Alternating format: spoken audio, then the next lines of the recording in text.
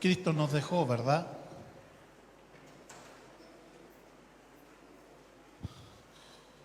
Y que nosotros debemos seguir su sentir, sus pisadas, sus huellas.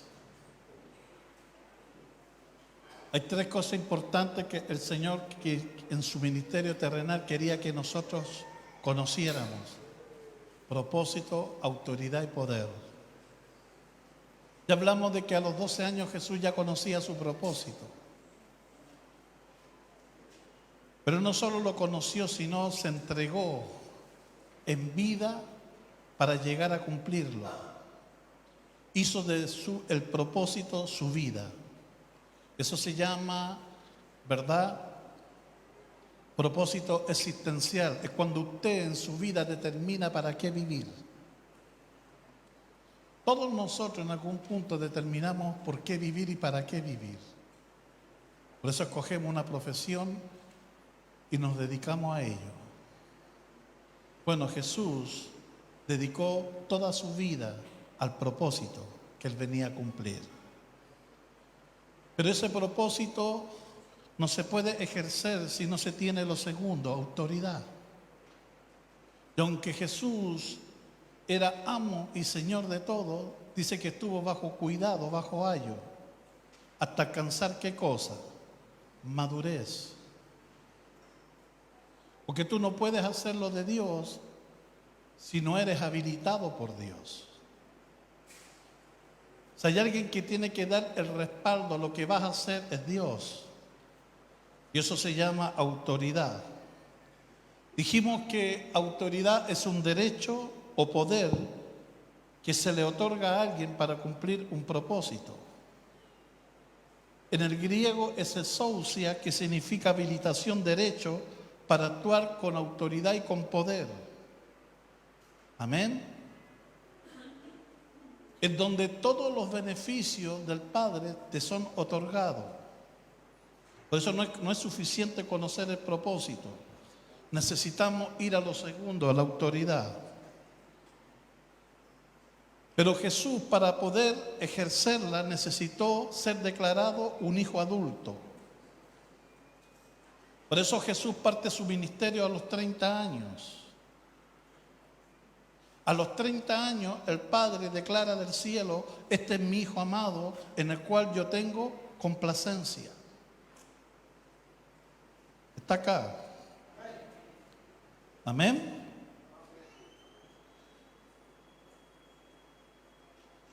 La madurez significa una persona acabada y completa. Dijimos que en 1 Corintios 2:6 dice: a los que han alcanzado madurez, a los perfectos. Hebreos 5:14 dice: pero el alimento sólido es para los que han alcanzado madurez. Aquí en hebreo la palabra madurez significa a los que han alcanzado su fin o propósito, o están completo, maduro, acabado, perfecto. ¿Ves? Dios nunca va a entregar su autoridad a gente inmadura. Eso nunca va a ocurrir.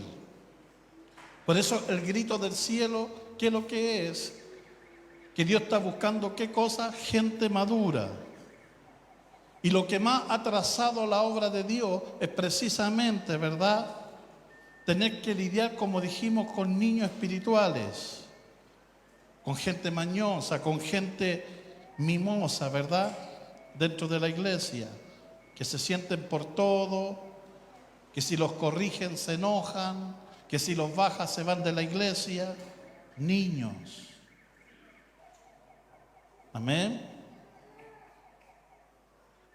Toda madurez necesita la aprobación de alguien. Aquí en el Jordán, la madurez de Cristo, la aprobación la dio el cielo, gritando hacia abajo: este es mi Hijo amado, en el cual yo tengo complacencia. Fue declarado un hijo maduro, un hijo completo. Entonces, ¿sabe lo que hizo el Padre? Le entregó toda autoridad a ese hijo. Le dio todos los derechos y privilegios. Eso hace la madurez. ¿Ves? Un padre que tiene una empresa, la única manera que le pueda dar esos derechos y los beneficios de esa empresa a un hijo es que sea maduro, es que haya alcanzado la mayoría de edad. Aún en el sistema legal de los hombres, las leyes, hay una manera, ¿verdad? Se establece un reconocimiento de madurez. Por eso una persona no puede votar si no tiene 18 años, no puede casarse, no puede sacar licencia. ¿Está acá o no? ¿Ve? El Estado reconoce a una persona madura cuando cumple 18 años. Entonces tiene privilegios, pero también ¿qué es lo que tiene? Deberes. ¿Verdad? Por eso muchos jóvenes no entienden esto. Quieren ser tratados como adultos, pero sin las responsabilidades de un adulto. ¿Se podrá eso? ¿Ve? Si un hijo quiere comportarse como un adulto, entonces tiene que también, se les va a exigir, ¿verdad?, las responsabilidades de un adulto. ¿Está acá?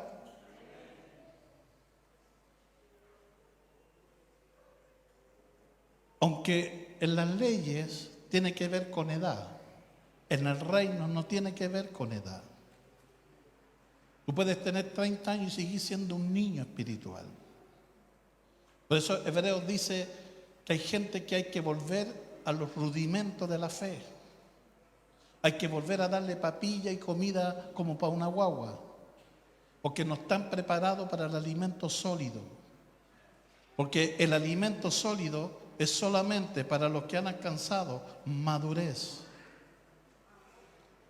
Estar años en una iglesia no te hace maduro. Cargar una Biblia no te hace maduro. Tener conocimiento del Señor no te hace maduro. Amén.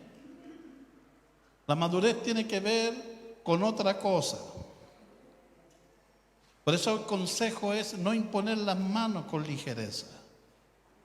Hoy día vemos un daño enorme en las iglesias porque se le ha dado autoridad a niños.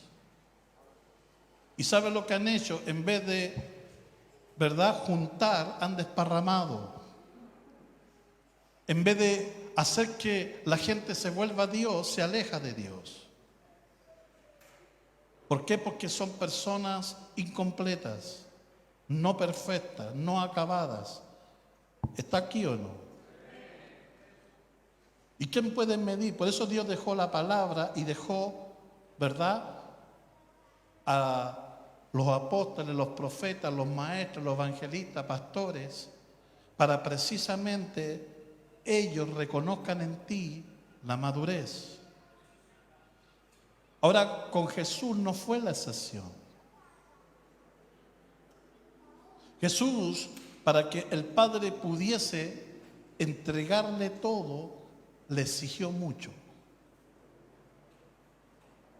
Aunque Él vino como Dios y se fue en representación como hombre, Él era perfecto Dios y perfecto hombre. Amén. Pero como hombre, Dios a Él le exigió muchas cosas antes de entregarle la autoridad. Quiero que vayamos a la Biblia, al libro de Filipenses. Porque aquí Pablo nos está hablando de la exaltación de Cristo. Y cómo el Padre, ¿verdad?, lo exaltó hasta lo sumo. Y le dio un nombre que es, por sobre todo, nombre. Y ante el cual toda rodilla se doblará y toda lengua confesará que Jesucristo es el Señor. Y todos sus enemigos serán puestos debajo de sus pies. ¡Qué autoridad! Ahora, esa misma autoridad vamos a darnos cuenta que Dios se la entregó a la iglesia. Ahora, ¿por qué no funcionamos en esa autoridad? ¿Por qué esa autoridad que es efectiva, que se hizo real en la vida de Cristo, desde el momento que se le fue entregada, por qué esa autoridad no se ve en la iglesia? Porque no estamos dispuestos a hacer lo que Jesús hizo. Por eso Pablo dice, haya pues en vosotros este sentir que hubo también en Cristo Jesús. Si queremos nosotros como iglesia en esta ciudad caminar con ese tipo de autoridad, que es una autoridad que la gente va a reconocer, que es una autoridad que el mundo espiritual va a reconocer, porque cuando Jesús parte su ministerio, si hubo algo, tanto los demonios como la gente reconocían la autoridad de Jesús. Cuando Él vuelve en el poder del Espíritu del desierto y entra a una sinagoga, inmediatamente los demonios reconocieron quién era Jesús, reconocieron su autoridad y ¿sabe lo que dijeron? ¿Por qué vienes a atormentarnos antes de tiempo? Los religiosos también no podían, ¿verdad?, dejar de reconocer esa autoridad en Jesús. Por eso Nicodemo le dijo, sabemos que tú vienes de arriba, porque nadie puede hacer lo que tú haces a menos que Dios te haya dado esa autoridad y esté contigo. Oh, dirá un día la gente acá de Valparaíso, de la iglesia Presencia de Cristo, sabemos que Dios está con ustedes. Porque nadie puede hacer lo que ustedes hacen y no se puede hacer lo que ustedes hacen a menos que Dios esté con ustedes. Es lo que queremos, ¿sí o no? ¿Le interesa? Filipenses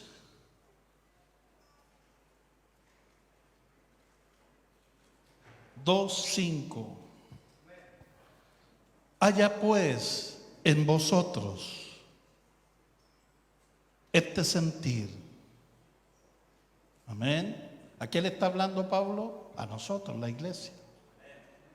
Que tengamos, ¿qué cosa? El mismo sentir que tuvo Jesús para alcanzar la autoridad. Porque la exaltación no viene al principio, viene al final de algo. ¿Ves? La autoridad no es algo que tú consigues en un negocio y se compra con dinero, no.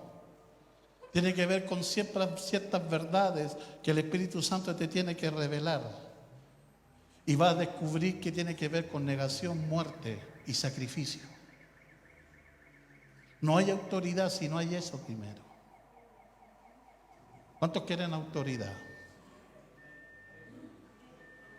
¿Cuántos quieren autoridad?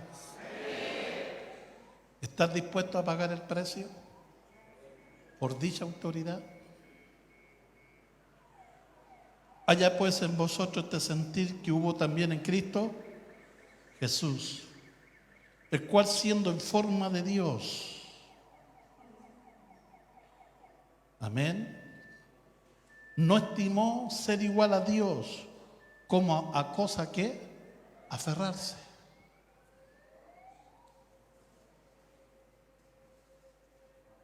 En la redención del hombre, la Trinidad conversó. Y el Hijo estuvo dispuesto a despojarse de su condición de Dios para hacerse hombre por amor a nosotros.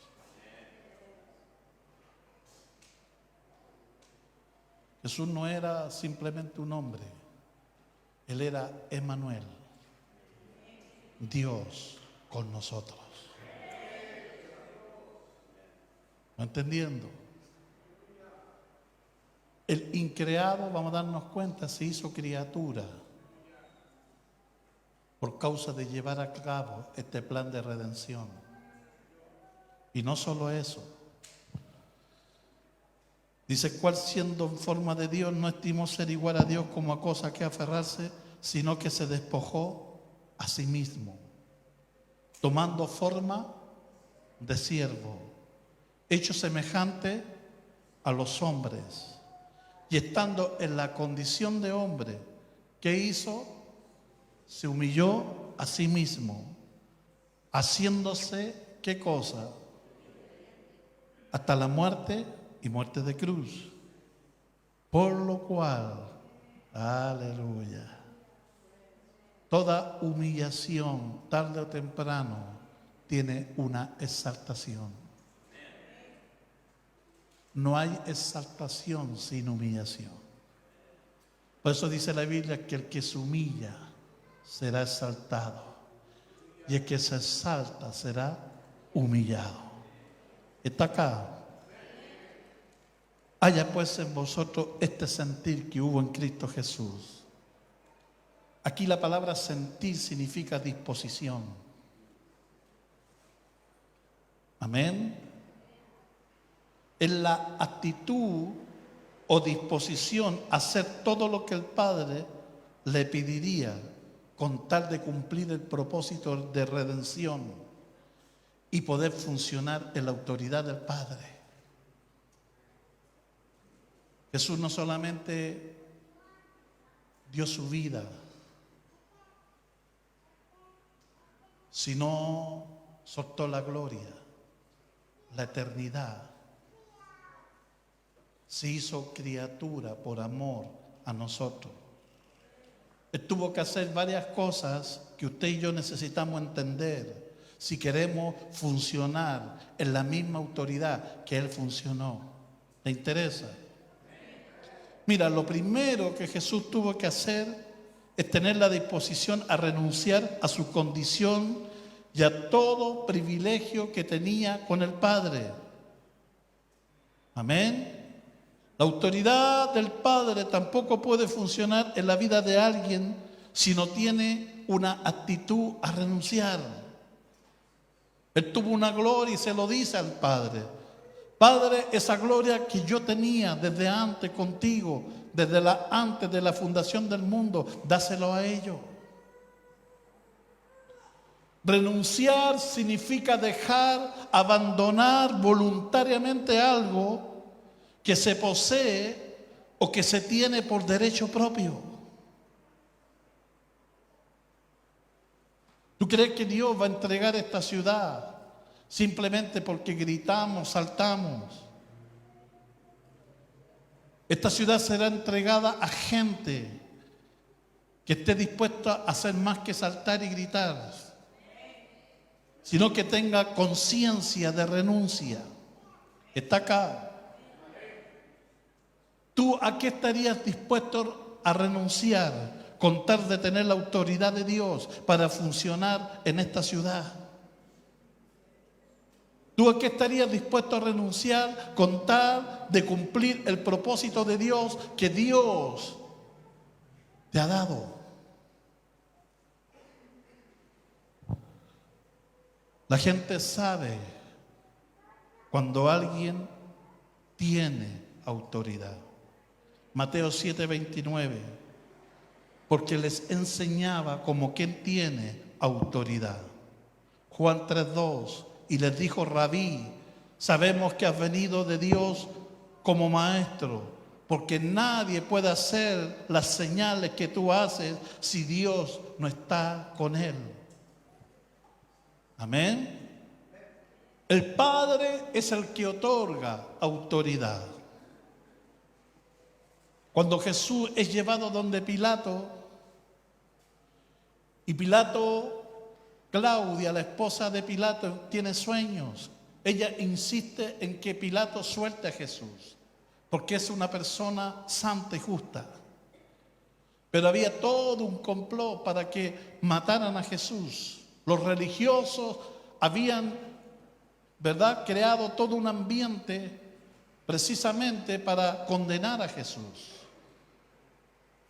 Pero cuando Jesús está frente a Pilato, Pilato lo mira a Jesús y de alguna manera se jacta de su poder y su autoridad. Le dice, ¿tú sabes que yo tengo el poder de dejarte ir, de perdonar tu vida? ¿Sabe lo que le dijo Jesús? Juan 19:11. Y respondió Jesús, autoridad tendrías contra mí si no te fuere dado de arriba. Pilato, no es que tú tengas autoridad, esa autoridad que tiene mi Padre te la dio. Está acá. Para que nosotros podamos impactar Valparaíso, necesitamos la autoridad que viene de arriba. Si queremos ver la gloria de Dios y el poder de Dios este 2024, tendremos que renunciar a nuestra comodidad. Ya no podemos hacer oraciones de 10 minutos. Ya no podemos ser cristianos solamente de reuniones. Ya no podemos ser cristianos sin compromiso. Nuestra falta de renuncia es lo que ha hecho que la iglesia hoy en esta generación esté como esté. No es por falta de poder. El poder ya ha sido dado. Pero es falta de renuncia de una iglesia que no está dispuesta a negarse para hacerlo de Dios. Por eso está llegando el tiempo en que Dios está levantando una generación y un pueblo dispuesto para Él. Oh, es lo que queremos, es lo que deseamos, para que esta ciudad pueda ver el poder de Dios.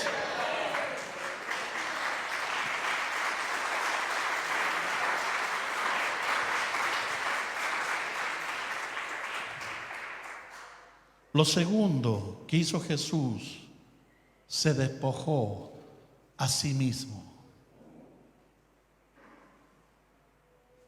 Estamos hablando cómo obtener la autoridad. Jesús no consiguió la autoridad, no fue regalada. Él la tuvo que conseguir con negación, con obediencia, con renuncia.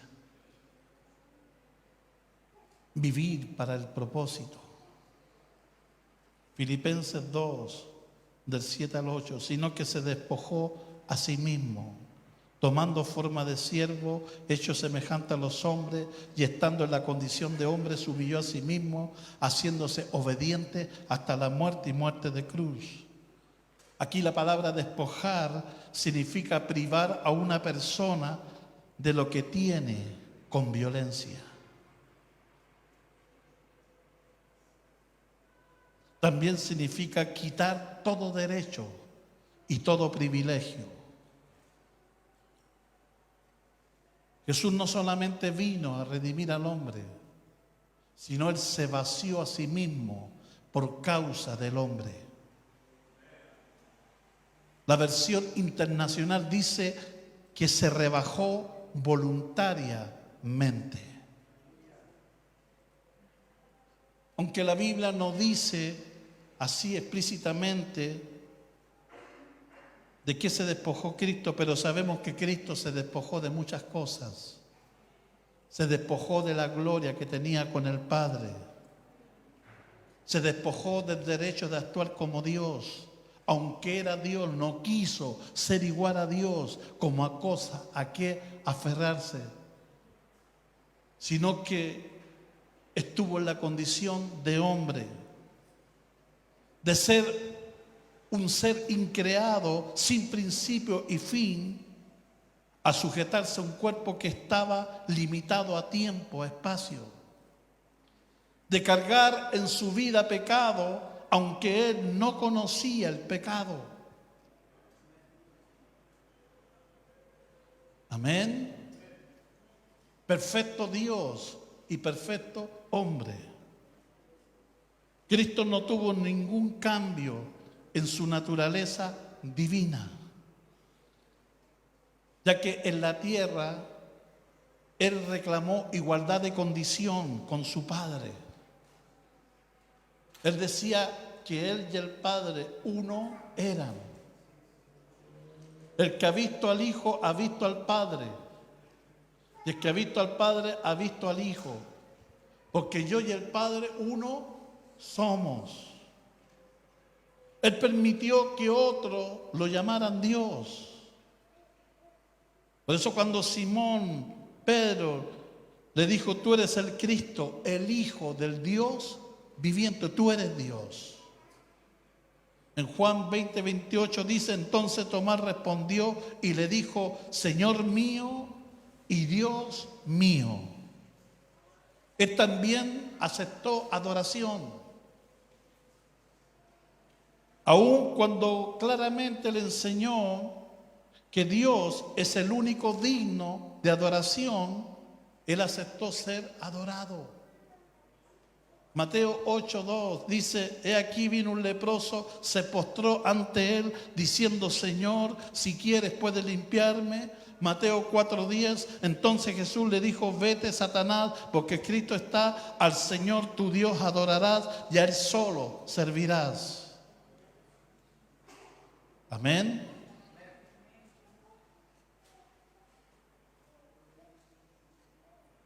Filipenses 2:7 dice que Jesús a su divinidad le añadió humanidad. Por eso que dice, hecho semejante a los hombres y estando en la condición de hombre. En otras palabras, Jesús tuvo que tomar forma de hombre, voluntariamente se puso en condición de hombre. ¿Y qué significa esa condición de hombre? Significa que ahora Él estaría sujeto a condiciones tales como hambre, sed, dolor, tentación, muerte. Él mismo se entregó a eso. Por eso Hebreos capítulo 4 versículo 15, mira lo que dice. Porque no tenemos un sumo sacerdote que no pueda compadecerse de nuestras debilidades, sino uno que fue tentado en todo según nuestra semejanza, pero sin pecado. Amén.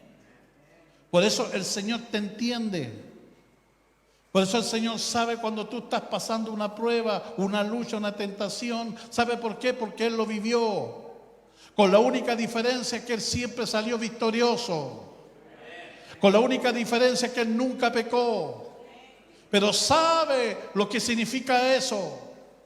Porque Él lo vivió. Él fue tentado en todo, pero sin pecado. ¡Qué glorioso! Él vivió en carne propia lo que usted vive. Por eso Él está para socorrerlo. Cuando usted lo llama, cuando usted lo invoca, ¿sabe lo que viene a hacer el Señor? Viene en respuesta para salvarlo, para rescatarlo, para levantarlo, para sacarlo a victoria. Gracias al Señor por eso. Si hoy día estamos aquí, es por Él. Si hoy día estamos parados, es por Él. Si hoy día Dios nos ha dado una oportunidad, es por Él.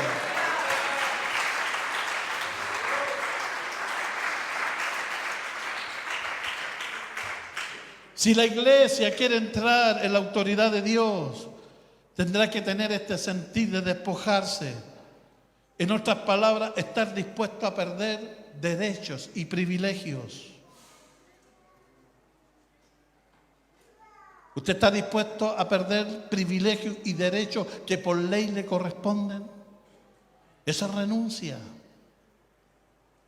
Es que yo quiero una vida como tienen los demás. Entonces no sirves para hacer lo de Dios. Porque para hacer lo de Dios no puedes hacer lo que los demás hacen. Porque los demás no están dispuestos a pagar el precio de negación y renuncia que Dios exige. Por eso dijo el Señor, el que no está dispuesto a renunciar a esto, no puede ser mi discípulo. Oh, nosotros vivimos un concepto equivocado. Cuando leemos la Biblia y leemos las películas que nos muestran a Jesús en ese tiempo, todos nosotros en algún momento hubiéramos querido ser un discípulo de Jesús, ¿sí o no? Diga la verdad, usted viendo esas películas, ¿verdad? Se puso en un personaje, quiso ser uno de ellos. Todo, menos Judas, ¿verdad? Todos, ¿sí o no? Oh, me hubiera gustado ser Mateo. Sí, seguro.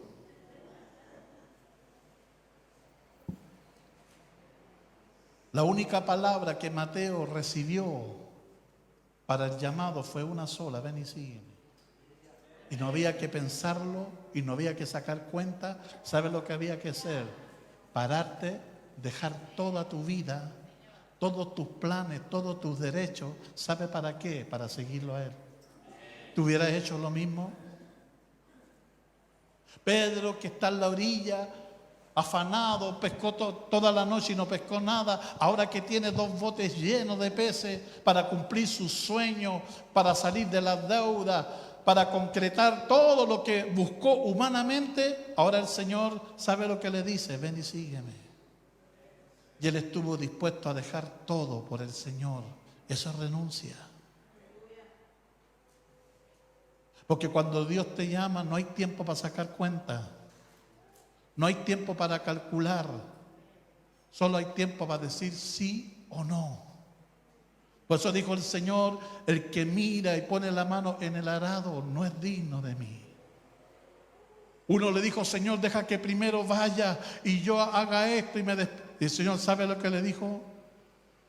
Deja que los muertos entierren a sus muertos y tú ven y sígueme. ¿Está acá o no?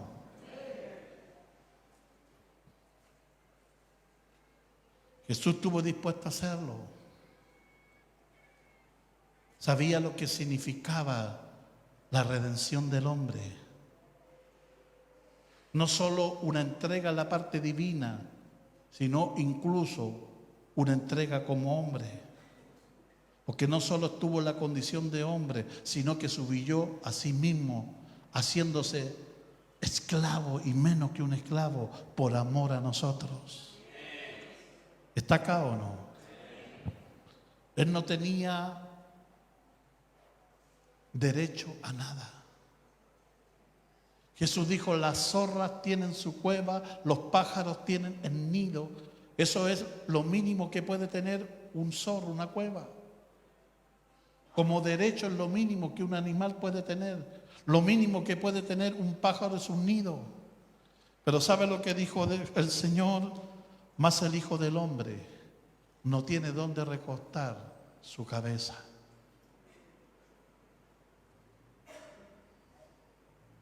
¿Qué estás dispuesto tú a hacer por causa del propósito?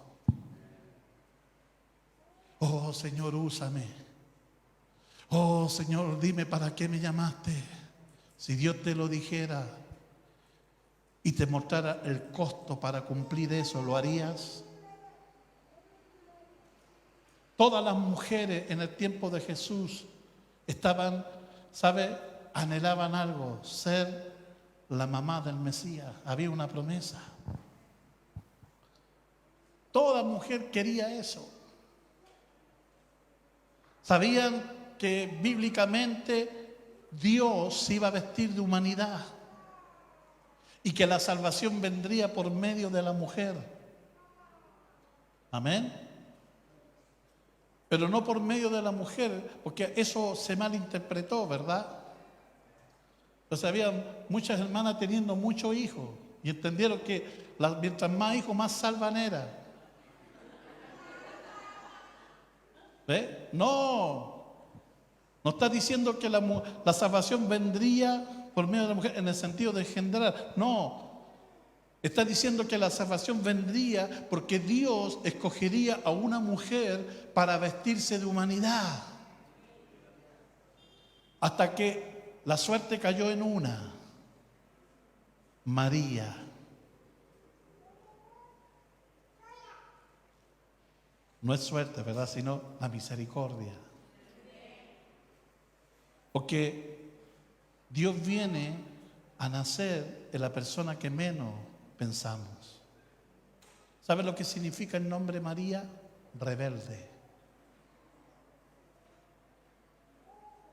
Mira una María que esté al lado suyo y rebelde.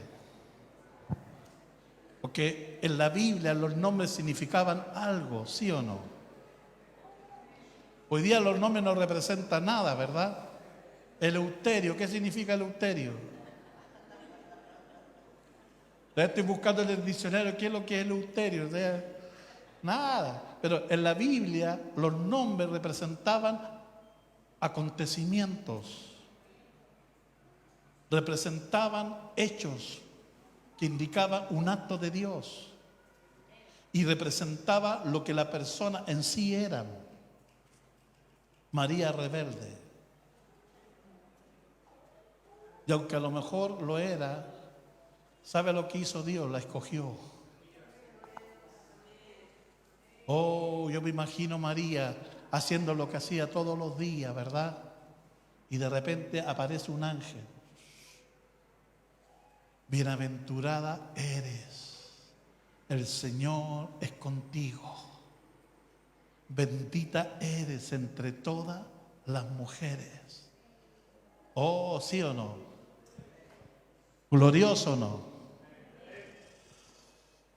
Yo me imagino a María ahí escuchando al ángel, diciéndole cosas que en su cabeza no puede entender ni descifrar, porque va más allá de tu comprensión.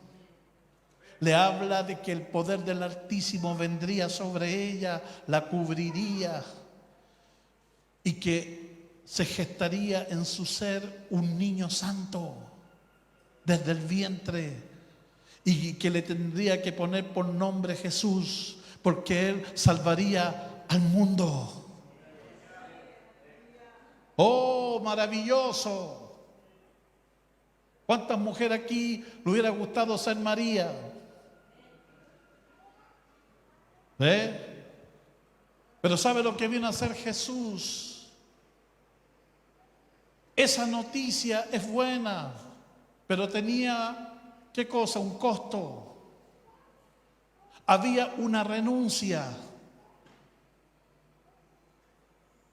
Recordemos que María está de novia con José. Planes, deseos de casarse. Había todo una cosa armada, ¿verdad? Y José amaba a María y ambos se amaban. Pero ahora iba a ocurrir algo que no iba a tener explicación y menos para ese tiempo. Iba a empezar su vientre a crecer.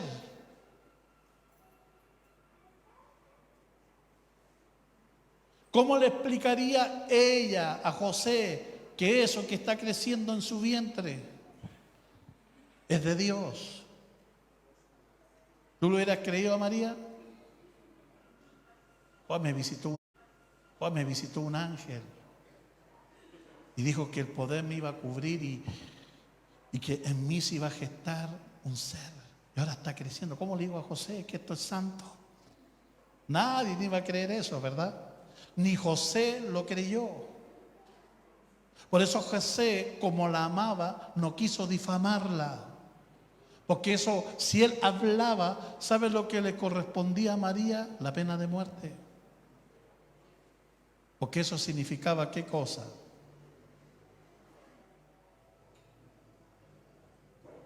Todos los sueños de María empezaron a romperse. Lo de Dios le está pidiendo, ¿sabe qué cosa? Sus sueños, su felicidad, todo. No solo eso, su testimonio. Porque la gente no iba a creer lo que ella iba a decir. De hecho, hasta adultos a Jesús le gritaban, hijo de fornicación. Ella estuvo dispuesta a manchar su testimonio por causa de la voluntad de Dios, por causa del propósito de Dios.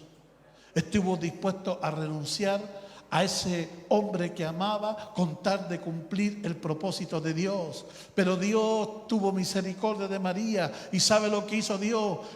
Mandó a un ángel para que convenciera a José. ¿Y sabe lo que hizo José? Tomó a María. ¿Está acá o no?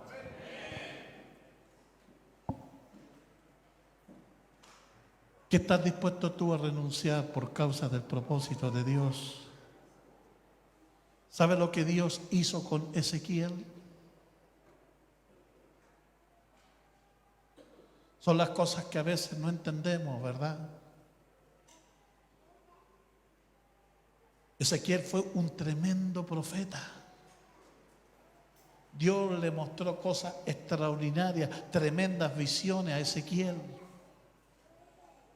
Ezequiel vio cómo la gloria del templo se apartó. Ezequiel fue el que fue llevado y Dios lo midió y lo llevó al río de Dios. Ezequiel muchas veces contempló a Dios, su gloria, los querubines, cosas extraordinarias, pero eso tuvo un costo, un precio para él. ¿Sabe lo que hizo Dios con Ezequiel? Le quitó a su esposa. Como señal para el pueblo y le dijo que estaría solo hasta que muriera. ¿Puede hacer eso Dios? ¿Qué piensa usted?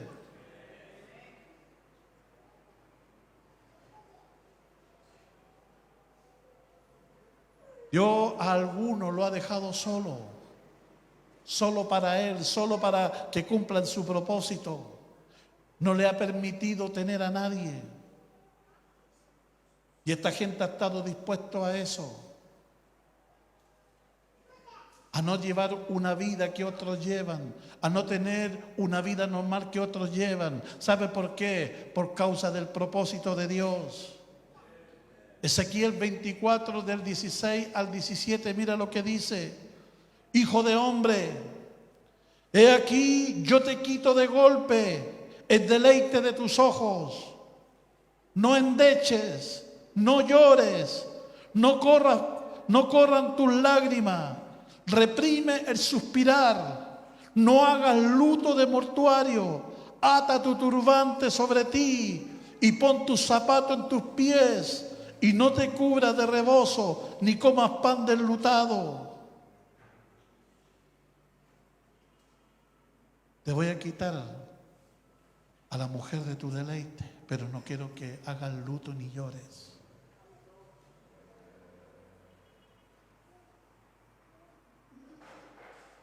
¿Tú a qué estarías dispuesto a despojarte o renunciar con tal de ver el propósito de Dios en esta ciudad?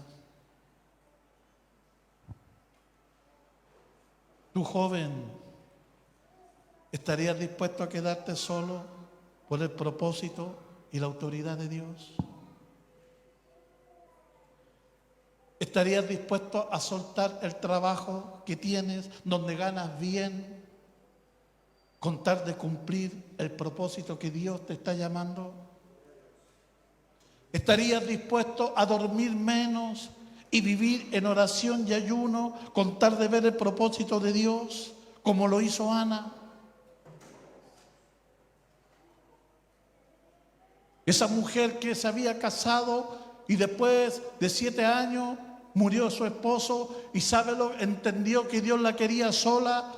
Y Dios le había dado una palabra que ella vería un día al Mesías y los tendría en su mano.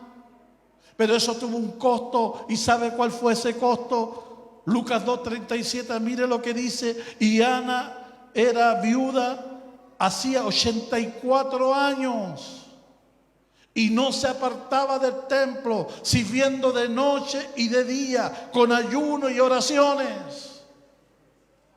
Eso es negación, eso es renuncia. Día y noche nos apartaba en oración, en ayuno. Hasta que un día Dios cumplió su promesa y Ana pudo sostener en sus brazos a Jesús. ¡Qué privilegio! Qué honor haber tenido al Mesías, a Dios hecho hombre en sus manos.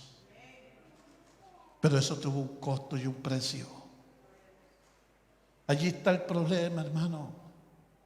Queremos avivamiento, pero con cero disposición y cero renuncia. Ir a ver avivamiento.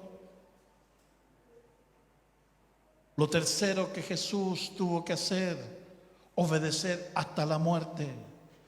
Todo para cumplir el propósito y funcionar en la autoridad del Padre, haciéndose obediente hasta la muerte y muerte de cruz. El Padre le demandó obediencia a Jesús, porque a través de su obediencia Él iba a castigar la desobediencia. Segunda de Corintios 10:6, estando pronto a castigar toda desobediencia, cuando vuestra obediencia sea perfecta. Jesús con su obediencia castigó dos grandes desobediencias. Una en el cielo, cuando los ángeles se rebelaron, y otra en la tierra, cuando el hombre se rebeló contra Dios.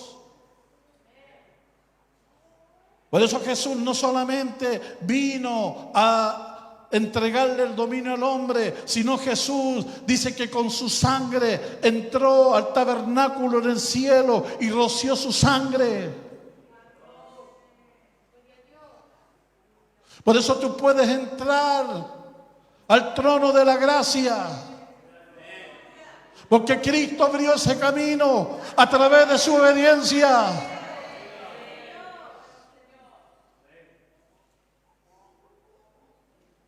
Por eso Él ganó autoridad en el cielo, en la tierra y debajo de la tierra. No solo recuperó lo que el hombre perdió.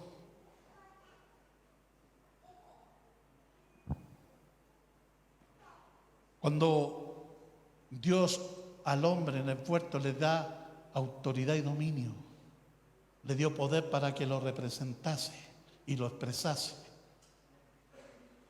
Satanás no solo hizo caer, sino Satanás le quitó el dominio. Por eso Satanás tiene poder sobre los hombres sin Cristo. Y lo tuvo hasta que Cristo apareció. Por eso Él vino a quitar el imperio de la muerte y Jesús recuperó las llaves del Hades. Pero no solo al hombre le devolvió ese gobierno y ese dominio, sino Jesús a través de su obediencia, castigar la desobediencia, al hombre lo elevó y le dio no solo dominio sobre la tierra, sino también sobre el cielo. Por eso Satanás intentó de todo por hacer caer a Jesús en la tentación. Porque si sabía que Él hacía caer a Jesús, no solo obtendría, ya tuvo el dominio en lo natural, ahora tendría el dominio. Pero no lo pudo conseguir. No lo pudo conseguir. Amén. Porque el segundo Adán, si el primer Adán trajo muerte, el segundo Adán trajo vida. Amén. ¿Me entiende?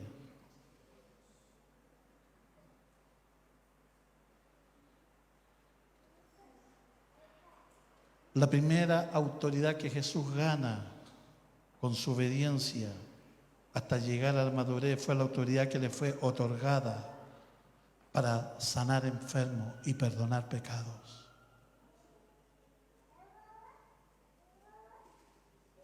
Por eso la gente cuestionaba a Jesús, decía, ¿quién es este hombre? ¿Por qué dice que Él puede perdonar pecado si el único que perdona pecado es Dios? Mateo 9:6, mira lo que dices. Pues para que sepáis que el Hijo del Hombre tiene potestad, la palabra potestad es derecho legal.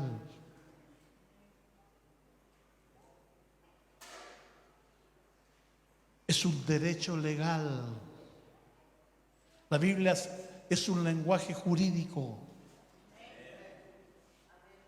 Por eso Satanás a un cristiano no puede llegar, porque hay todo un tema legal.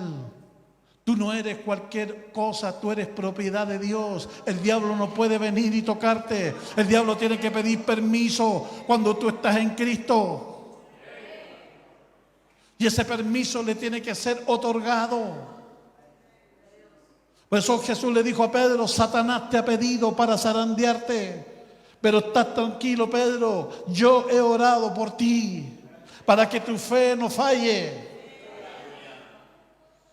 ¡Qué honor! Los brujos no pueden hacer nada contra la iglesia. Los satanistas no pueden hacer nada contra la iglesia. Oh, toda potestad os doy sobre toda fuerza del enemigo y nada los dañará. Sí, Señor. Pues para que sepáis que el Hijo del Hombre tiene potestad en la tierra para perdonar pecados. No solo perdonar pecados. Por eso le dijo al paralítico: a ti te digo, levántate, toma tu lecho y anda. Y al instante ese hombre se levantó y anduvo. No solamente tuvo autoridad sobre el pecado y sobre las enfermedades, sino también sobre los demonios. Lucas 2:19. He aquí os doy potestad de hollar serpientes y escorpiones y sobre toda fuerza del enemigo, y nada os dañará. Lucas 4:18-19.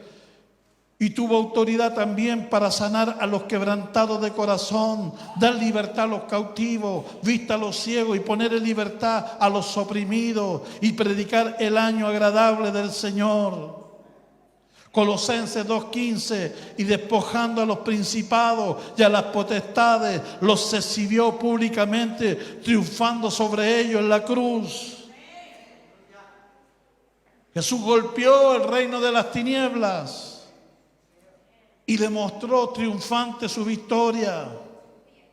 Y con esa autoridad se le sujetaron los ángeles, las autoridades, las potestades.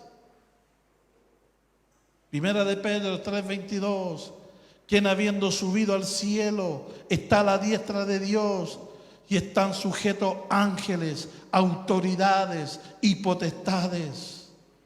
Él destruyó el imperio de la muerte que tenía el diablo, y él libró a todos los que tenían miedo a la muerte.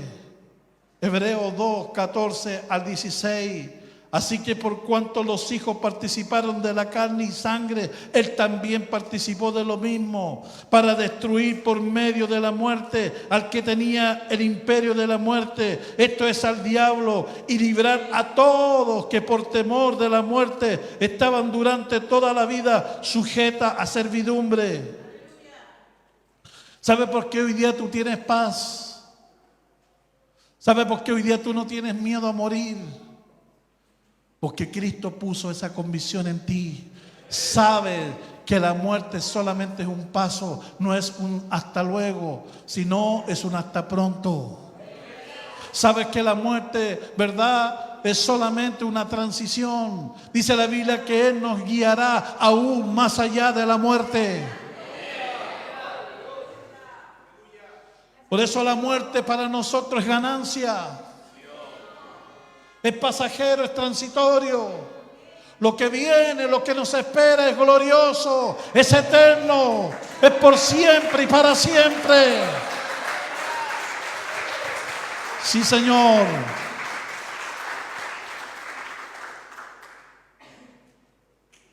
Esa autoridad. Por eso cuando Jesús vuelve del desierto con dos cosas. Primero, en el bautismo, se le da la autoridad y luego en el desierto se le da el poder. Porque ya lo vamos a ver. Son dos cosas que necesitamos, autoridad y poder. Tú no puedes hacer la obra de Dios si no tienes autoridad y no tienes poder. Por eso le entra a la sinagoga. Yo me imagino Jesús esperó 30 años para poder ejercer esa autoridad, para poder manifestar ese poder. Antes de los 30 no sanó a nadie, no liberó a nadie.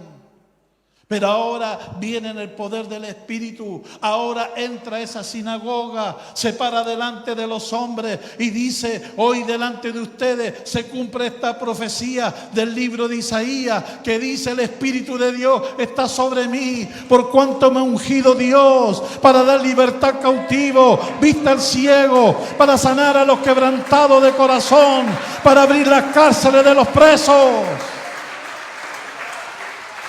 Oh, ese día todo cambió. Ese día el reino de las tinieblas entendió que había llegado su tiempo. Porque un hombre ahora estaba empezando a ejercer la autoridad y el poder de Dios. Oh, qué maravilloso, hermano.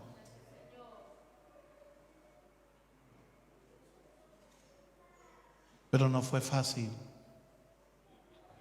Se humilló, se despojó. Lo tercero que tuvo que hacer, tuvo que someterse en completa obediencia al Padre. Por eso él decía: yo nada hago por mí mismo. Nada hago por mí mismo, ni por mi propia cuenta. Juan 5:30. No puedo yo hacer nada por mí mismo. Según oigo, así juzgo, y mi juicio es justo, porque no busco mi voluntad, sino la voluntad del que me envió.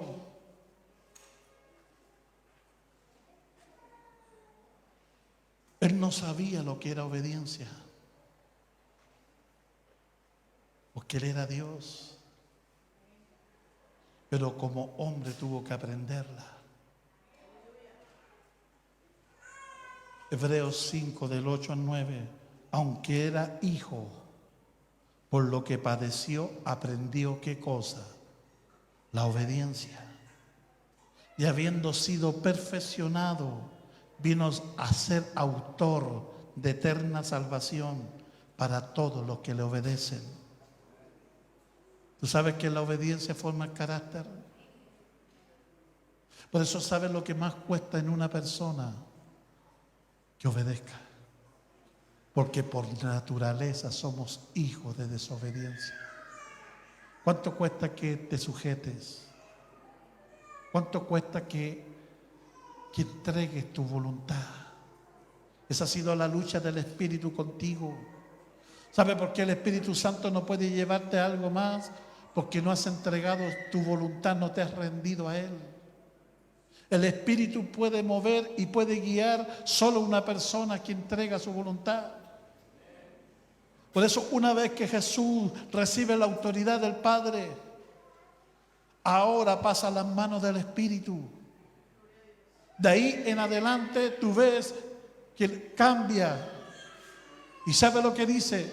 Y fue llevado por el Espíritu, ya no el Padre. Fue llevado por el Espíritu ¿a dónde? Al desierto. Y volvió en el poder del Espíritu. Pero para ser llevado por el Espíritu, tú tienes que rendir tu voluntad. Porque el Espíritu no lucha contigo. El Espíritu es lo más sensible. Por eso dice la Biblia que no debemos constreñirlo, causarle dolor.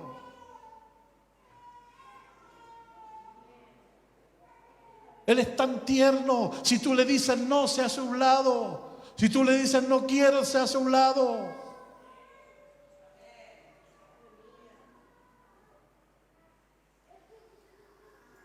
La obediencia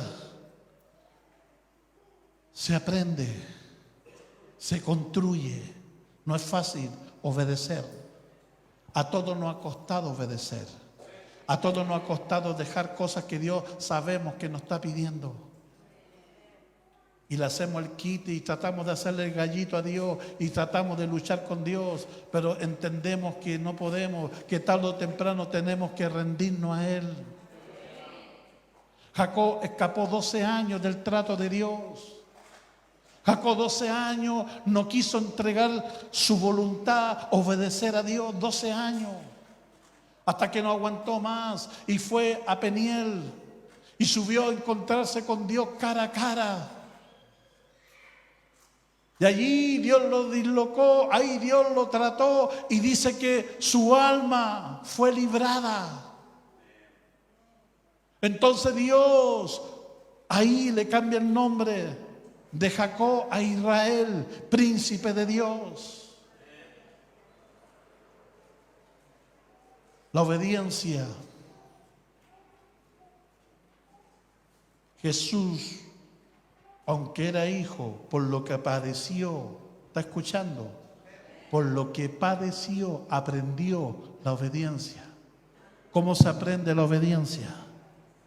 El carácter se forma a través de procesos y tratos. No sé por qué Dios me ha hecho vivir esto. ¿Sabe por qué? Porque Dios ha intentado años conquistar tu carácter, tu vida. Ha intentado años ganarte a ti. Pero ahí estás tú parado. Eres como Carlito. Se sabe la historia de Carlito, ¿verdad? Ahí está la mamá, dice: Carlito, siéntate. No quiero. Carlito, siéntate. No quiero. Carlito, te voy a golpear si no te sientas. Me voy a sentar, pero por dentro sigo parado. Así estamos algunos, ¿verdad? Parecemos que estamos rendidos y estamos por dentro más parados que un mapuche curado, ¿verdad?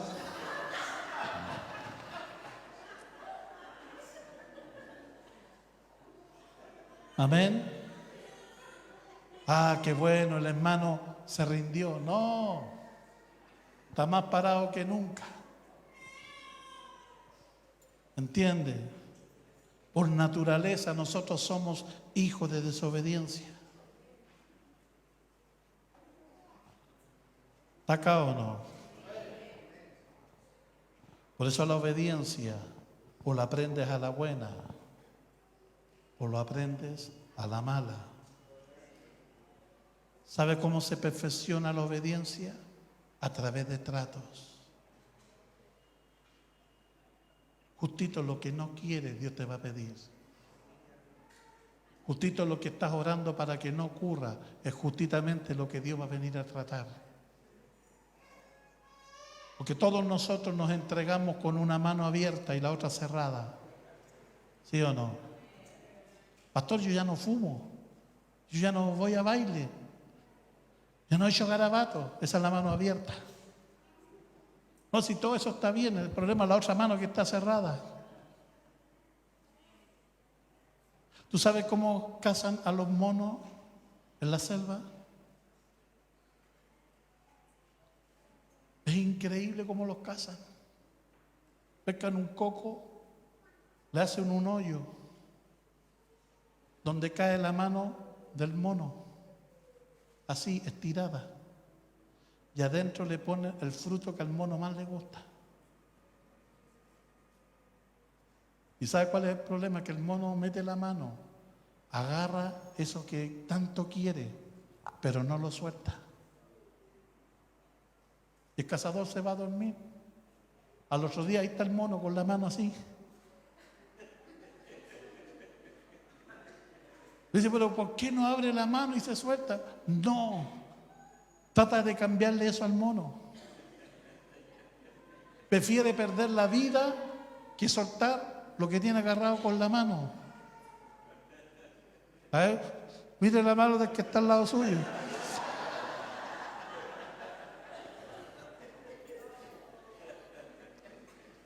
Vea que tiene agarrado. Ahí estamos, ¿verdad, Señor? y sufriendo y viviendo consecuencias y viviendo cosas, ¿verdad? Y el diablo dándonos por todos lados, pero no soltamos. Pero no soltamos. Si es tan simple, ¿sabe lo que es? Rendirte. Oh, cuánto nos cuesta, hermano. Tiene que venir la mano de Dios a veces dura para que tú puedas aprender, para que tú puedas hacer caso a lo de Dios. Amén. Todo lo que tú estás viviendo y estás pasando es solo por una cosa, que Dios quiere que tú le obedezcas. Jesús, por lo que padeció, aprendió la obediencia. No hay manera de castigar la desobediencia si no es con obediencia. Y la obediencia forma el carácter. Y eso se forma a través de procesos y tratos.